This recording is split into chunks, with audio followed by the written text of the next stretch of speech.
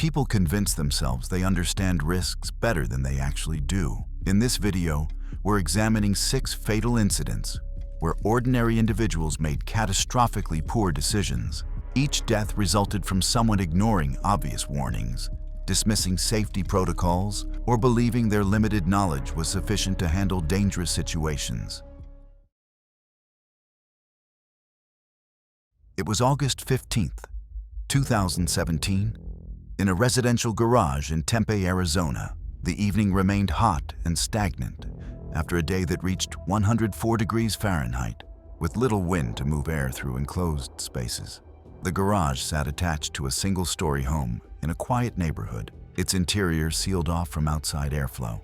Darius Kellerman, 23, had no formal chemistry training, but was known among friends for attempting homemade science tricks learned from online videos. He regularly hosted small gatherings where he mixed household products to create visual effects, dismissing concerns after previous attempts had not resulted in immediate harm. That night, approximately 12 guests gathered inside his garage, which measured roughly 12 by 20 feet and had concrete floors, a closed overhead door, and no open windows. Kellerman announced he planned to create a color-changing cocktail using common cleaning products, framing it as a harmless visual demonstration. Several guests noted the confined space and lack of ventilation, but Kellerman proceeded anyway. He placed a large plastic pitcher on a workbench near the center of the garage and poured in a bleach-based bathroom cleaner, followed by an ammonia-based window cleaner. He leaned directly over the container as the liquids mixed, watching for a visible reaction. Within seconds, a green-tinted gas began to rise from the pitcher. Witnesses later reported a sharp, choking odor spreading rapidly through the space. The air became irritating almost immediately, triggering coughing and burning sensations in the throat and eyes. As guests turned toward the exits, visibility dropped slightly near the workbench as the gas accumulated in the stagnant air. Kellerman remained closest to the source, inhaling the highest concentration while still bent over the container. The chemical reaction produced chloramine vapor, which spread quickly throughout the enclosed garage. Kellerman staggered backward, showing signs of severe respiratory distress. Witnesses described him struggling to breathe, clutching his chest, and appearing disoriented. Other guests evacuated the garage within seconds, some exiting through the interior door to the house, while others rushed outside. Several continued coughing and experienced eye irritation after leaving the space. Emergency responders arrived approximately 8 minutes later and found Kellerman in acute respiratory failure. He was transported to a nearby hospital, while several guests were treated on scene for gas inhalation. The fire department's hazardous materials unit ventilated the garage using forced air equipment and declared it safe after approximately 45 minutes. Despite aggressive treatment, including mechanical ventilation, Kellerman's condition worsened over the next 18 hours. Medical records documented progressive lung inflammation and fluid accumulation in the alveoli, consistent with severe chemical pneumonitis. He developed acute respiratory distress syndrome, with oxygen levels declining despite maximal support. A subsequent investigation confirmed that the combination of bleach and ammonia had produced dangerous concentrations of chloramine gas within the confined space. Residual corrosion on metal surfaces inside the garage supported prolonged exposure. The coroner later ruled Kellerman's death the result of acute respiratory distress syndrome caused by chloramine gas poisoning following chemical mixing in an enclosed environment. It was June 18, 2016, at Rough Ridge Trail in North Carolina. Weather conditions showed moderate wind gusts of 15 to 20 miles per hour, with clear visibility along the 250-foot cliff face. Xander Blackwood, 26, was a YouTube content creator from Charlotte with 5,300 subscribers who specialized in increasingly dangerous stunts. He had recently lost his primary employment and was seeking viral content to monetize his channel. Blackwood had researched parachute physics and base jumping online, convincing himself that 25 party balloons could create enough drag to slow and stabilize his fall enough to survive a cliff jump. His channel analytics showed declining viewership, creating financial pressure to attempt more extreme content for audience retention. Blackwood had spent the previous week preparing for the stunt, purchasing helium tanks and latex balloons from multiple party supply stores. He constructed a makeshift harness using climbing equipment and rope, attaching points for the balloons across his torso and shoulders. His preparation included watching videos of weather balloon launches and base jumping footage, though he lacked formal training in either activity. That afternoon, Blackwood arrived at the cliff face with helium-filled balloons attached to his harness, live streaming to 47 viewers. The balloons, each approximately 12 inches in diameter when inflated, created significant wind resistance, even in moderate conditions. Despite visible wind conditions and previous warnings from park rangers about dangerous activities, he proceeded with his planned stunt. His girlfriend had attempted to dissuade him earlier that day, but Blackwood remained committed to the attempt. Comments from his live viewers were mixed, with some encouraging the stunt, while others urged him to reconsider. A witness, a hiker in the area, observed Blackwood with the balloons and initially assumed it was a celebration. She noted the balloons were already straining against their tethers in the wind.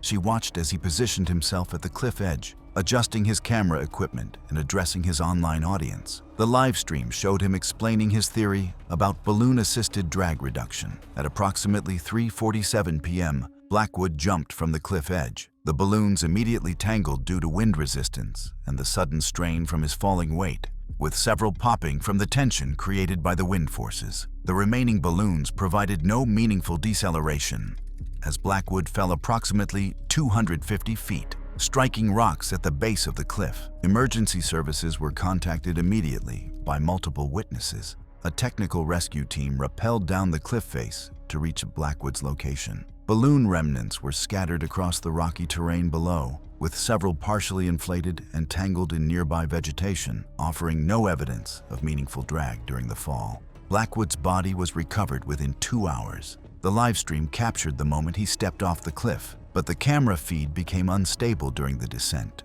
and was later removed from the platform. Investigators confirmed the stunt had been performed despite posted warning signs along the trail and prior advisories from park officials about hazardous behavior near the cliff edge. The coroner ruled the death was the result of massive blunt force trauma caused by a high-velocity fall. The investigation concluded that the balloons provided no functional safety benefit and that the outcome was determined the moment Blackwood committed to the jump, an irreversible decision based on a fundamental misunderstanding of physics, made in pursuit of online attention rather than survival. It was March 24, 2018, at a private ranch party near Lubbock, Texas. The evening was clear with mild temperatures and no significant weather factors affecting visibility or conditions. Brielle Ashworth, 21, was an agriculture student at Texas Tech University, known for her competitive nature in male-dominated environments. Despite growing up in rural Texas, she had limited practical firearms experience. At the ranch party, several guests were demonstrating firearms handling, and Ashworth participated after consuming alcohol throughout the evening. Her friends later noted that she often felt compelled to prove herself equal to male peers, particularly in traditionally masculine activities. The gathering included approximately 20 people celebrating spring break at a family ranch property. Multiple firearms were present, including hunting rifles and handguns belonging to the property owner. The firearms had been secured earlier, but were brought out for target practice and demonstration as the evening progressed. The firearm in question was a 1970s-era .45 caliber pistol with documented wear to its safety mechanisms. The owner had provided basic safety instructions to all guests, emphasizing the importance of treating every weapon as loaded and maintaining proper muzzle discipline. After the demonstration, the owner believed he had cleared the chamber, but the slide had closed, making the weapon's status unclear to observers. The group had been drinking steadily throughout the evening, with several members showing visible signs of intoxication. Ashworth dismissed the safety guidelines, stating she had sufficient knowledge from movies and television. Witness accounts confirmed she had consumed multiple beers before handling the weapon. She began posing with the pistol for photographs, attempting quick draw motions while pointing the weapon in various directions. During one pose where she attempted to rapidly draw and aim the weapon in a sweeping motion, Ashworth's finger contacted the worn trigger mechanism while her grip was unstable. The trigger pull on the older weapon was lighter than modern firearms, requiring less pressure to discharge. The gun fired unexpectedly, and the bullet struck her in the chest, causing fatal internal injuries. The discharge occurred at approximately 9:15 p.m. in front of multiple witnesses. Despite immediate first aid attempts by other guests, including 2 with military medical training, Ashworth lost consciousness within minutes. The bullet had caused massive internal trauma and bleeding. Emergency medical services were contacted immediately, but faced a 20-minute response time due to the rural location. Ashworth was pronounced dead at the scene when paramedics arrived. A guest who had been taking photographs during the posing stopped recording immediately after the discharge. The partial footage was turned over to law enforcement and was never released publicly. The ranch owner became the subject of an investigation regarding negligent storage and the decision to allow firearms to be handled by intoxicated guests. Investigators noted that the pistol had been treated as unloaded without a confirmed chamber check, and that basic safety rules were ignored in a social setting involving alcohol.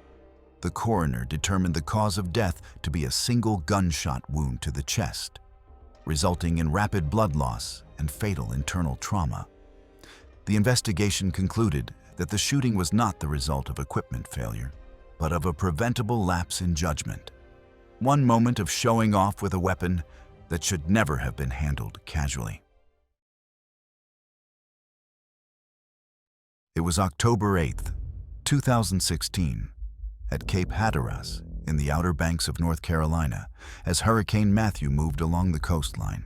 Sustained winds exceeded 90 miles per hour, with gusts reaching over 100 miles per hour. The ocean was in a state of violent surge, with massive waves breaking far offshore and powerful undertow conditions forming along the beach. Mandatory evacuation orders had been issued for the area more than 12 hours earlier. Caspian Thorne, 28, was a professional photographer from Virginia Beach who specialized in documenting extreme weather. He had built his career capturing dramatic images during storms and had developed a reputation for placing himself close to danger to get unique shots. Despite the evacuation order and repeated public warnings, Thorne remained in the area, convinced his experience would allow him to work safely. Previous storms had ended without serious consequences, reinforcing his belief that he could manage increasingly severe conditions.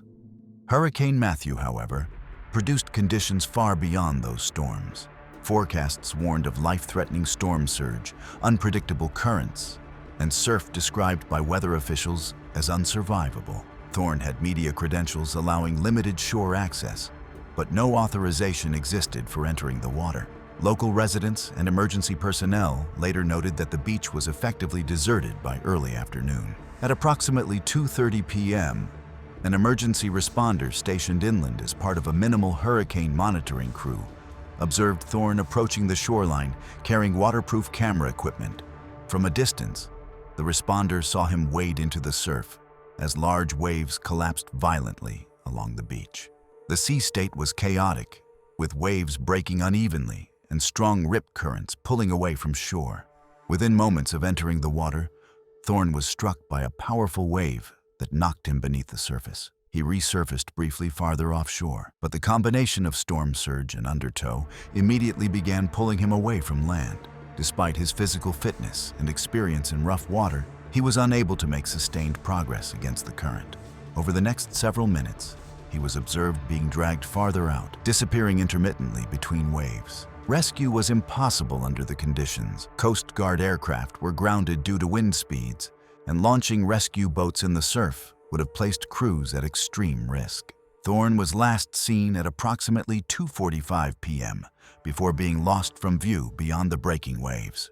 Search operations began once Hurricane Matthew moved away from the area. Crews covered miles of coastline based on current modeling and storm surge patterns. 4 days later, Thorne's body was recovered several miles south of where he entered the water. The coroner ruled the cause of death as drowning, with contributing factors including exhaustion and blunt force trauma consistent with repeated impact from debris and powerful waves. Investigators concluded that the conditions at the time made survival impossible, and that the decision to enter the surf during an active hurricane directly led to the outcome. The case was cited by local officials as an example of how familiarity with danger can breed false confidence. In conditions shaped entirely by a major hurricane, experience offered no protection, and ignoring evacuation orders for the sake of footage proved fatal. It was July 22, 2015, at a recently decommissioned automotive plant in Detroit, Michigan. The day was clear with temperatures in the mid-80s and no weather-related factors affecting the incident. Orion Caldwell, 24, was an unemployed factory worker known for accepting dangerous dares to gain social acceptance within his peer group. He was exploring the abandoned facility with 5 friends, consuming alcohol and challenging each other to interact with various pieces of industrial equipment.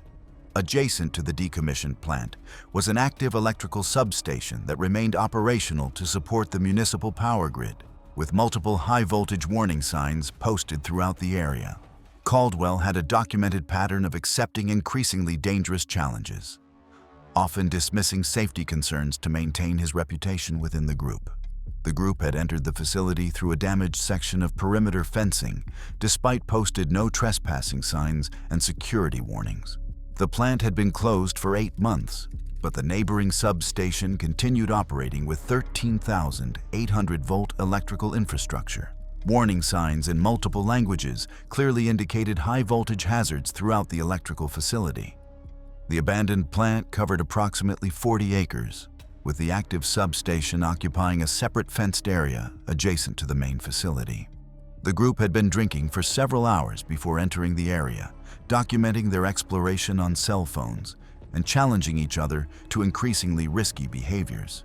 Previous dares that day had included climbing unstable structures and handling rusted machinery, with each challenge escalating in danger. The group discovered the active electrical transformer surrounded by a chain-link fence with multiple warning signs indicating high-voltage electrical hazards. Despite warnings from friend Jasper Reeves about the obvious risks, other members of the group began pressuring Caldwell to touch the equipment. Witness accounts indicate Caldwell initially hesitated but succumbed to peer pressure after being challenged by friend Brock Henley. At approximately 4:20 p.m., Caldwell approached the chain-link fence surrounding the transformer. As he made contact with the metal barrier, investigators later determined that a grounding fault had energized the fence, allowing 13,800 volts to pass through his body. The electrical shock caused immediate cardiac arrest and severe muscle rigidity, typical of high-voltage contact, preventing him from releasing his grip. The electrical current created a sustained arc, preventing his friends from approaching safely. The group immediately called emergency services while attempting to locate a power shutoff, but were unable to approach safely until utility workers arrived to disconnect power. Emergency responders arrived within 12 minutes, coordinating with utility crews to ensure the power was safely disconnected. Caldwell was found without vital signs after the electrical source was secured. Resuscitation attempts continued for 30 minutes before he was pronounced dead at the scene. One group member had begun recording on his phone but dropped the device when the accident occurred. The partial footage was recovered by investigators, but showed only the initial approach to the fence. The coroner confirmed death from electrocution due to high-voltage electrical shock, resulting in immediate cardiac arrest and severe electrical burns at the contact points. It was November 14, 2016, at a university research laboratory in Boulder, Colorado. The building was quiet after hours, with normal indoor conditions and operational ventilation systems. Most faculty and students had already left for the evening, leaving only a small number of graduate researchers working late.